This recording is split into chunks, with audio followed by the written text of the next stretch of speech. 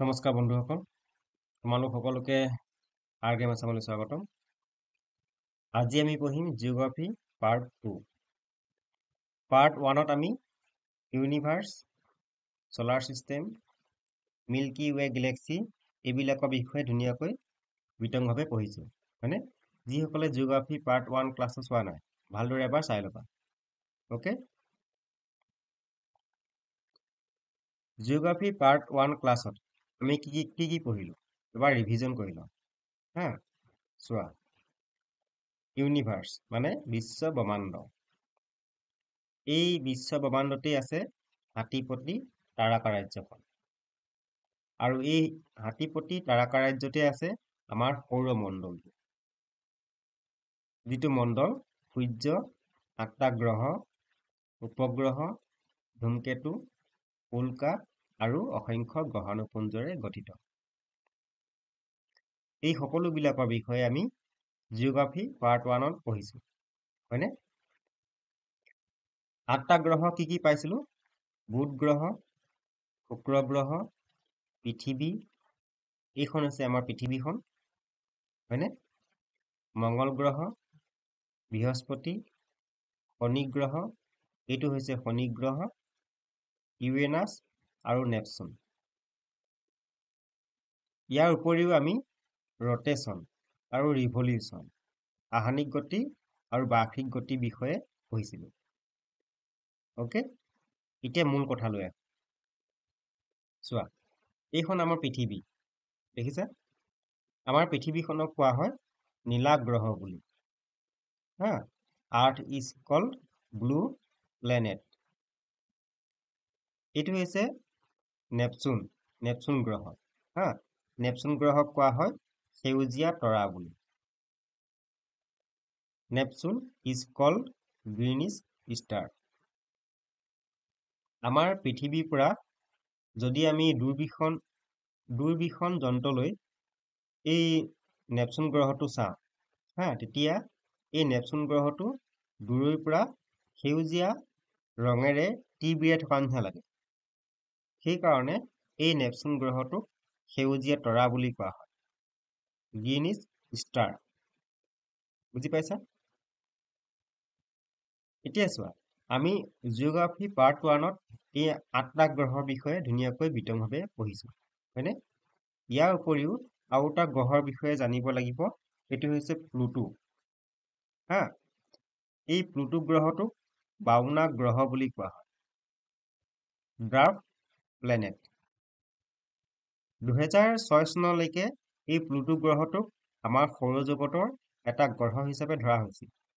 হা, কিন্তু 2006 চনৰ পাছত প্লুটো গ্ৰহক আমাৰ সৌৰজগতৰ গ্ৰহ হিচাপে ধৰা নহয়। বুজি পাইছা? কাৰণ এই প্লুটো গ্ৰহটোৱে সূৰ্যটোৰ চাৰিওফালে প্ৰদক্ষিণ কৰাৰ লগতে অন্য কোনো নক্ষত্ৰকো প্ৰদক্ষিণ কৰি থাকে। হা, সেইকাৰণে প্লুটো গ্ৰহক আমাৰ সৌৰজগতৰ এটা গ্ৰহ হিচাপে ধৰা নহয়। পৰীক্ষাত আহিব যে কোনটো গ্ৰহক 52 গ্ৰহ বুলি কোৱা হয়। মনত থাকিবনে? Pluto, draft planet. বুজি পাইছা? এতিয়া চোৱা, মই তোমালোকক ছেটেলাইট, উপগ্ৰহ বিষয়ে পঢ়াইছিলোঁ, হয়নে? উপগ্ৰহবিলাকে গ্ৰহবিলাকৰ চাৰিওফালে ঘূৰি থাকে। আমাৰ পৃথিৱীখনৰ একমাত্ৰ উপগ্ৰহটো হ'ল চন্দ্ৰ, হয়নে? এই চন্দ্ৰটোৱে আমাৰ পৃথিৱীখনৰ চাৰিওফালে এনেকৈ ঘূৰি থাকে, দেখিছা? 1609 চনত প্ৰথম গেলিলিয়ে দূৰবীক্ষণ যন্ত্ৰৰে চন্দ্ৰটো পৰ্যবেক্ষণ কৰিছিল। এইটো ইমান ইম্পৰ্টেণ্ট নহয়, হা, তথাপিও আমি ইয়াৰ পাছৰ ক্লাছত গেলিলিৰ বিষয়ে পঢ়িব লাগিব। অ'কে, এতিয়া আমি চন্দ্ৰটোৰ বিষয়ে অলপমান পঢ়ি লওঁ। হা, চন্দ্ৰটোৱে আমাৰ পৃথিৱীখনৰ চাৰিওফালে ঘূৰি থাকে, হয়নে? ডিষ্টেন্স ফ্ৰম আৰ্থ, আমাৰ পৃথিৱীখনৰ পৰা চন্দ্ৰটোলৈ দূৰত্ব হ'ল 3,82,200 কিলোমিটাৰ। টাইম টেকেন বাই মুনলাইট টু ৰিচ আৰ্থ, হা, আমাৰ পৃথিৱীখনত চন্দ্ৰৰ পোহৰ পৰিবলৈ সময় লাগে 1.3 ছেকেণ্ড। চোৱা, এনেতো চন্দ্ৰৰ নিজা পোহৰ নাই, হয়নে? সূৰ্যৰ পোহৰ চন্দ্ৰটোত পৰে আৰু সেইখিনি পোহৰ প্ৰতিফলিত হৈ আমাৰ পৃথিৱীখনত পৰে। তাকে সহজতে কোৱা হয় চন্দ্ৰৰ পোহৰ আমাৰ পৃথিৱীত পৰিবলৈ সময় লয় 1.3 ছেকেণ্ড। বুজি পাইছা? মই জিঅ'গ্ৰাফী পাৰ্ট 1 ক্লাছত তোমালোকক আহানিক গতি আৰু বাৰ্ষিক গতিৰ বিষয়ে পঢ়াইছো, হয়নে? বাৰ্ষিক গতি, এই যে চন্দ্ৰটোৱে পৃথিৱীখনৰ চাৰিওফালে এনেকৈ ঘূৰি আছে, হা, ইয়াকে বাৰ্ষিক গতি বুলি কোৱা হয়। চন্দ্ৰটোৱে বাৰ্ষিক গতি কৰিবলৈ যিমান সময় লয়, আহানিক গতি কৰিবলৈ একে সমানে সময় লয়। বুজি পাইছা? চন্দ্ৰটোৱে আহানিক গতি কৰিবলৈ সময় লয় 27 দিন 7 ঘণ্টা 43 মিনিট 11.47 ছেকেণ্ড। মনত থাকিব নহয়?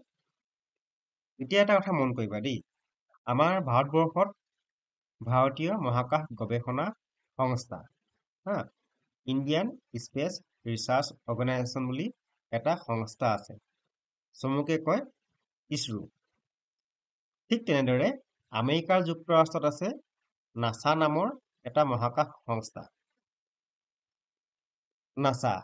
নাছাৰ সম্পূৰ্ণ নামটো হ'ল national aeronautics and space agency. এই নাছাই 1969 চনৰ 20 জুলাইত এপ'লো 11 নামৰ এখন মানৱযুক্ত চন্দ্ৰযান চন্দ্ৰটোলৈ প্ৰেৰণ কৰিছিল। আমেৰিকা যুক্তৰাষ্ট্ৰৰ নাছাই 1969 চনত এপ'লো 11 নামৰ এখন মানৱযুক্ত চন্দ্ৰযান চন্দ্ৰটোলৈ প্ৰেৰণ কৰিছিল। হা, এই চন্দ্ৰযানখনত 3জন ব্যক্তি আছিল, নীল আৰ্মষ্ট্ৰং, মাইকেল কলিন্স আৰু এডউইন এলড্ৰিন। এই 3জন ব্যক্তিৰ ভিতৰত নীল আৰ্মষ্ট্ৰং আৰু এডউইন এলড্ৰিন এই দুজন ব্যক্তিয়ে চন্দ্ৰপৃষ্ঠত ভৰি দিছিল। হা, কিন্তু এটা কথা মনত থবা, নীল আৰ্মষ্ট্ৰং হ'ল চন্দ্ৰত পদাৰ্পণ কৰা প্ৰথমজন ব্যক্তি। হা, চন্দ্ৰত ভৰি দিয়া প্ৰথমজন ব্যক্তি হ'ল নীল আৰ্মষ্ট্ৰং। বুজি পাইছা? আৰু এই যে নীল আৰ্মষ্ট্ৰং আৰু এডউইন এলড্ৰিন এই দুজন ব্যক্তিয়ে চন্দ্ৰপৃষ্ঠত ভৰি দিছিল। হা, সেই ভৰি দিয়া ঠাইডোখৰক কোৱা হয় চি অফ ট্ৰেংকুইলিটি বুলি। ট্ৰেংকুইলিটি মানে অসমীয়াত প্ৰশান্তি বুলি কয়। হা, চি অফ ট্ৰেংকুইলিটি, ইয়াৰ অৰ্থটো হ'ল first location on another celestial body to be visited by human. Celestial মানে স্বৰ্গ বা পৃথিৱীৰ বাহিৰে অন্য কোনো ঠাই।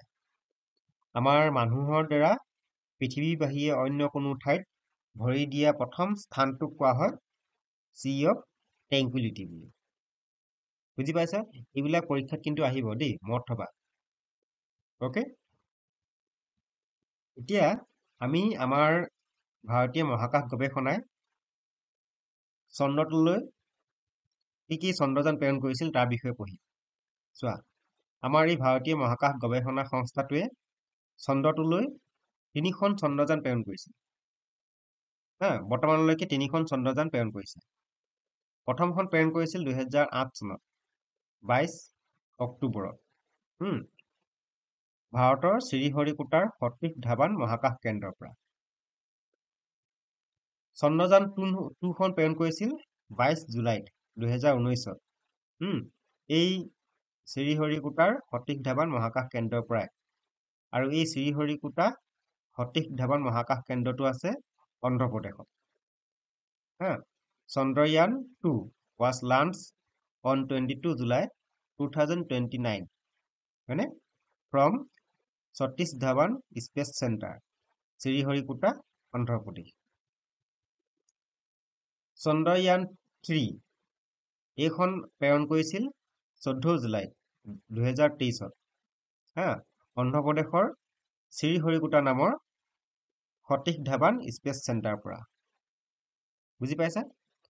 এই যে ডেটবিলাক মনত থবা। হা, 2008 চনৰ 22 অক্টোবৰত প্ৰথম চন্দ্ৰযান 1খন প্ৰেৰণ কৰিছিল হয়নে? 2019 চনৰ 22 জুলাইত চন্দ্ৰয়ান 2খন প্ৰেৰণ কৰিছিল আৰু 2023 14 জুলাইত চন্দ্ৰয়ান 3খন প্ৰেৰণ কৰিছিল হয়নে? এই চন্দ্ৰযান 3 এইখন হ'ল এই চন্দ্ৰযান 3 এই চন্দ্ৰ অভিযানখনে চন্দ্ৰটোৰ দক্ষিণ মেৰুত চাউথ পোলত অৱতৰণ কৰিছিল। সেয়েহে আমাৰ ভাৰতবৰ্ষ হ'ল বিশ্বৰ ভিতৰত চন্দ্ৰৰ দক্ষিণ মেৰুত চন্দ্ৰযান অৱতৰণ কৰোৱা প্ৰথমখন দেশ। বুজি পাইছে? এতিয়ালৈকে কোনেও চন্দ্ৰটোৰ দক্ষিণ মেৰুত চন্দ্ৰযান অৱতৰণ কৰোৱা নাই। আমাৰ ভাৰতবৰ্ষহে প্ৰথমে কৰিছে। বুজি পাইছা? এতিয়া এইখিনিতে এটা কথা মনত থব লাগে দেই। চোৱা, চন্দ্ৰলৈ চন্দ্ৰযান প্ৰেৰণ কৰা প্ৰথমখন দেশ হ'ল ৰাছিয়া বা ছোভিয়েট ইউনিয়ন। 1959 চনত প্ৰেৰণ কৰিছিল কিন্তু চন্দ্ৰলৈ মানৱযুক্ত চন্দ্ৰযান প্ৰেৰণ কৰা প্ৰথমখন দেশ হ'ল আমেৰিকা হয়নে? চোৱা, আমেৰিকাই 1969 চনত প্ৰথম মানৱযুক্ত চন্দ্ৰযান প্ৰেৰণ কৰিছিল কিন্তু ছোভিয়েট ইউনিয়নে বা ৰাছিয়াই 1959 চনতে প্ৰেৰণ কৰিছিল। বুজি পাইছেনে? সেয়েহে ৰাছিয়া দেশখনক কোৱা হয় চন্দ্ৰলৈ চন্দ্ৰযান প্ৰেৰণ কৰা প্ৰথমখন দেশ। মনত থাকিব। এতিয়া আমি মংগল গ্ৰহৰ অভিযানৰ বিষয়ে পঢ়িম এইটো হৈছে মংগল গ্ৰহ হয়নে? সূৰ্যটোৰ একেবাৰে ওচৰত আছে বুধ গ্ৰহ, তাৰপিছত শুক্ৰ গ্ৰহ, তাৰপিছত পৃথিৱীখন আৰু 4 নম্বৰত আছে মংগল গ্ৰহ হয়নে? আমাৰ ভাৰতীয় মহাকাশ গৱেষণা সংস্থাটোৱে মংগল গ্ৰহটোলৈ মংগলয়ান 1 নামৰ এখন মংগলযান প্ৰেৰণ কৰিছিল 2013 চনৰ 5 নৱেম্বৰত সতীশ ধাৱান স্পেচ চেণ্টাৰৰ পৰা। বুজি পাইছা? এই ডেটবিলাক মনত থবা দেই, পৰীক্ষাত এই ডেটবিলাক সুধিব বা কোনটো চেণ্টাৰৰ পৰা প্ৰেৰণ কৰিছিল সেইটো সুধিব সতীশ ধাৱান স্পেচ চেণ্টাৰ ক'ত আছে? শ্ৰীহৰিকোটাৰ অন্ধ্ৰপ্ৰদেশত আছে। বুজি পাইছা? এতিয়া এইফালে চোৱাচোন, এইটো কি হয় বাৰু? বুজিছা? চোৱা, এইটোতো সূৰ্য হয়নে? সূৰ্যটোৰ চাৰিওফালে আমাৰ পৃথিৱীখনৰ লগতে 8টা গ্ৰহই এনেকৈ ঘূৰি থাকে হয়নে? এইটো কি হয় বাৰু? বুজি পাইছেনে? এইটো কি হয় কোনে ক'ব পাৰিব হয়নে? এইটো হৈছে ব্লেক হোল, মানে অসমীয়াত ক'ব কৃষ্ণ গহ্বৰ। কি কয় এইটো? কৃষ্ণ গহ্বৰ বুলি কয়। এইটো ফুটাই ল'ব অসমীয়াত দেই মিনিংটো। ইংৰাজীত ক'ব ব্লেক হোল। আমি এই ব্লেক হোলনো কাক কয় জানিব লাগে হয়নে? চোৱা, দ্য গ্ৰেভিটেশ্যনেল পাৱাৰ, গ্ৰেভিটেশ্যনেল মানে হৈছে মহাকাশীয় শক্তি the gravitational power of black hole is much greater than the sun. সূৰ্যটোৰ যিমান মহাকাশীয় শক্তি আছে তাতকৈ বহু গুণে মহাকাশীয় শক্তি আছে এই ব্লেক হোলৰ আৰু ইমানেই এই ব্লেক হোলটোৰ ইমানেই শক্তি আছে যে ইয়াৰ মাজেৰে তাৰমানে পোহৰো পাৰ হৈ যাব নোৱাৰে। Even light can escape from its gravity এই ব্লেক হোলৰ ইমানেই মহাকাশীয় শক্তি আছে যে ইয়াৰ মাজেৰে পোহৰো পাৰ হৈ যাব নোৱাৰে। বুজি পাইছা? ইয়াতে ব্লেক হোলটো আছে এনেকৈ আগলৈ গ'লে আমাৰ সূৰ্যটো পায় আৰু এই সূৰ্যটোৰ চাৰিওফালে আমাৰ পৃথিৱীখনৰ লগতে 8টা গ্ৰহই এনেকৈ ঘূৰি থাকে। বুজি পাইছা? এই ব্লেক হোলটোৰ অধ্যয়ন কৰিবৰ কাৰণে আমাৰ ভাৰতীয় মহাকাশ গৱেষণা সংস্থাটোৱে এটা কৃত্ৰিম উপগ্ৰহ প্ৰেৰণ কৰিছিল 1 জানুৱাৰী 2024 চনত 19 নহয় 1 জানুৱাৰী 2024 PSLV C58 নামৰ ৰকেটৰ সহায়ত এক্সপ'ছাট নামৰ এটা কৃত্ৰিম উপগ্ৰহ কৃষ্ণ গহ্বৰটোৰ অধ্যয়নৰ বাবে প্ৰেৰণ কৰিছিল। এইটো খুবেই ইম্পৰ্টেণ্ট দেই, পৰীক্ষাত আহিব এইবিলাক। আমাৰ ভাৰতীয় মহাকাশ গৱেষণা সংস্থাটোৱে অন্ধ্ৰপ্ৰদেশৰ শ্ৰীহৰিকোটাৰ সতীশ ধাৱান মহাকাশ কেন্দ্ৰৰ পৰা 1 জানুৱাৰী 2024 PSLV C58 ৰকেটৰ সহায়ত এক্সপ'চাট নামৰ এটা কৃত্ৰিম উপগ্ৰহ কৃষ্ণ গহ্বৰ অধ্যয়নৰ বাবে প্ৰেৰণ কৰিছে। এই এক্সপ'চাট ইয়াৰ স্পেলিংটো চাবা দেই, এক্সপ'চাট। এই এক্সপ'চাট কৃত্ৰিম উপগ্ৰহটোৱে কৃষ্ণ গহ্বৰটোৰ ৰহস্য উদ্ঘাটনৰ অধ্যয়নৰ লগতে আকাশত এক্স-ৰে ৰশ্মিৰ নিৰ্গমনৰ বিষয়ে অধ্যয়ন চলাব। বুজি পাইছা? এক্সপ'চাট হ'ল প্ৰথম এক্স-ৰে পলাৰিমিটাৰ কৃত্ৰিম উপগ্ৰহ। First X-ray polarimeter satellite. মই ইয়াৰ বিষয়ে তোমালোকক পাছৰ ক্লাছত ভালদৰে বুজাই দিম দেই। এইখিনি প্ৰথমতে ভালদৰে চাই লোৱা বা স্ক্ৰীনশ্বট লৈ লোৱা। বুজি পাইছা? এতিয়া চোৱা, আমি এইখিনিত এটা ৰিভিজন কৰি লওঁ। আমাৰ ভাৰতীয় মহাকাশ গৱেষণা সংস্থা, চমুকে ইছৰো বুলি কয়, হয়নে? Indian space research organisation. চন্দ্ৰটোলৈ 3খন চন্দ্ৰযান প্ৰেৰণ কৰিছে। চন্দ্ৰয়ান 1 22 অক্টোবৰ 2008 প্ৰেৰণ কৰিছে, হয়নে? চন্দ্ৰয়ান 2 22 জুলাই 2019 কৰিছিল। আৰু চন্দ্ৰয়ান 3 14 জুলাই 2023 কৰিছিল। আমি জিঅ'গ্ৰাফী পাৰ্ট 1 ক্লাছত পঢ়িছিলোঁ। আমাৰ এই ভাৰতীয় মহাকাশ গৱেষণা সংস্থাটোৱে সূৰ্যটো অধ্যয়ন কৰিবৰ কাৰণে আদিত্য L1 নামৰ সূৰ্য অভিযানখন প্ৰেৰণ কৰিছিল 2 ছেপ্টেম্বৰ 2023। বুজি পাইছেনে? চোৱা, কি কাম কৰিলে এতিয়ালৈকে আমাৰ ভাৰতীয় মহাকাশ গৱেষণা সংস্থাটোৱে? প্ৰথম চন্দ্ৰযান প্ৰেৰণ কৰিছিলে, তাৰপাছতে মংগলযান প্ৰেৰণ কৰিলে, হয়নে? তাৰপাছতে সূৰ্য অভিযান এখন প্ৰেৰণ কৰিলে, আৰু একেবাৰে শেষত এতিয়া প্ৰেৰণ কৰিছে আমাৰ এই যে কৃষ্ণ গহ্বৰ ব্লেক হোলটোৰ অধ্যয়নৰ কাৰণে এটা কৃত্ৰিম উপগ্ৰহ প্ৰেৰণ কৰিছে, নামটো হ'ল এক্সপ'চাট। এইবিলাক কিন্তু পৰীক্ষাত আহিব দেই, খুবেই ইম্পৰ্টেণ্ট। আৰু এই ডেটবিলাক মনত থবা, কেতিয়া প্ৰেৰণ কৰিছিলে? এক্সপ'চাট 1 জানুৱাৰী 2024। বুজি পাইছা? এতিয়া আমি এই আমাৰ ভাৰতীয় মহাকাশ গৱেষণা সংস্থাটোৰ বিষয়ে অলপ পঢ়ি লওঁ। চোৱা, ভাৰতীয় মহাকাশ গৱেষণা সংস্থা, ইণ্ডিয়ান স্পেচ ৰিচাৰ্চ অৰ্গেনাইজেশ্যন, চমুকে ইছৰো বুলি কয়। এইটো প্ৰতিষ্ঠা কৰিছিল 1969 চনত, আৰু ইয়াৰ হেডকোৱাৰ্টাৰ আছে বাংগালোৰ, কৰ্ণাটকত আছে, হয়নে?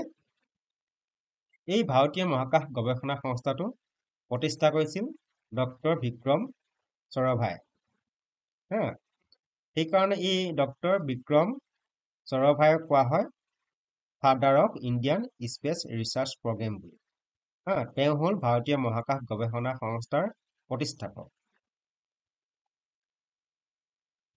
আৰু এটা কথা জানিব লাগে, আমাৰ এই ভাৰতীয় মহাকাশ গৱেষণা সংস্থাটোৱে প্ৰথম এটা আৰ্টিফিচিয়েল ছেটেলাইট, এটা কৃত্ৰিম উপগ্ৰহ প্ৰেৰণ কৰিছিল 1975 চনৰ 19 এপ্ৰিলত। তাৰ নামটো হ'ল আৰ্যভট্ট। বুজি পাইছেনে? আমাৰ ভাৰতীয় মহাকাশ গৱেষণা সংস্থাটোৱে আৰ্যভট্ট নামৰ এটা কৃত্ৰিম উপগ্ৰহ ৰাছিয়া দেশখনৰ বৈকানুৰ পৰা 1975 চনৰ 19 এপ্ৰিলত এটা কৃত্ৰিম উপগ্ৰহ প্ৰেৰণ কৰিছিল।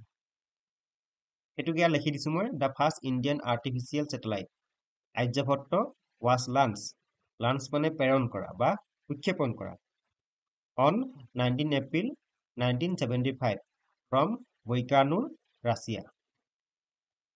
ইয়াৰ বিষয়ে মই পাছৰ ক্লাছত তোমালোকক ভালদৰে বুজাই দিম বাৰু। তথাপি এইবিলাক মনত থবা, পৰীক্ষাত আহিব যে আৰ্যভট্ট কেতিয়া প্ৰেৰণ কৰিছিল। এই ডেটটো দি দিব, 19 এপ্ৰিলৰ ঠাইত 29 এপ্ৰিল দি দিব বা 29 আগষ্ট দি দিব। বুজি পাইছেনে? কেতিয়াবা যে চনটো সুধি দিয়ে, চনটো চেঞ্জ কৰি দিব। তো এই চনবিলাক বা ডেটবিলাক মনত থবা। বুজি পাইছা? এতিয়া আমি পঢ়িম মহাকাশৰ দূৰত্বৰ একক। আমাৰ পৃথিৱীখনৰ পৰা মহাকাশ এই তৰাবিলাকলৈ কিমান দূৰ বা সূৰ্যটোলৈ কিমান দূৰ, তাক জুখিবৰ কাৰণে যিবিলাক একক ব্যৱহাৰ কৰা হয়, সেই এককবিলাকৰ বিষয়ে পঢ়িম। প্ৰথম চোৱা, লাইট ইয়েৰ। লাইট ইয়েৰ কিন্তু কাক কয়? It is the distance covered by light in 1 year in vacuum at a speed of 3 into 10 to the power 5 kilometre per second. চোৱা ভালদৰে বুজি ৰাখিছো মই দেই। লাইট ইয়েৰ মানে হৈছে আমাৰ ধৰি লোৱা সূৰ্যটোৰ পৰা আমাৰ পৃথিৱীলৈ পোহৰ আহে হয়নে? পোহৰে এবছৰত যিমান দূৰ অতিক্ৰম কৰে সেই দূৰত্বকে লাইট ইয়েৰ বুলি কয়। আৰু ক'ত কৰে? ভেকাম, বায়ু শূন্য ঠাইত। পোহৰে বায়ু শূন্য ঠাইত যিমান দূৰ এবছৰত গতি কৰে তাকে লাইট ইয়েৰ বুলি কয়। এই ৱৰ্ডটো মন কৰিবা দেই, ভেকাম। ইংৰাজী এনেকুৱা এটা শব্দ এই শব্দটো দুটা ইউ একেলগে আছে, দেখিছা? VACUUM। পৰীক্ষাত এইবিলাকো সুধি দিয়ে, এইবিলাকো মনত থবা কিন্তু, বুজি পাইছা? তো লাইট ইয়েৰ বুজি পাইছা, লাইট ইয়েৰ কাক কয়? 2 নম্বৰ চোৱা, astronomical unit, AU। It is average distance between the sun and earth। যদি সহজতে কোৱা হয় সূৰ্যটো আৰু পৃথিৱীৰ মাজৰ দূৰত্ব জুখিবৰ কাৰণে এষ্ট্ৰনমিকেল ইউনিট ব্যৱহাৰ কৰা হয়। বুজি পাইছেনে?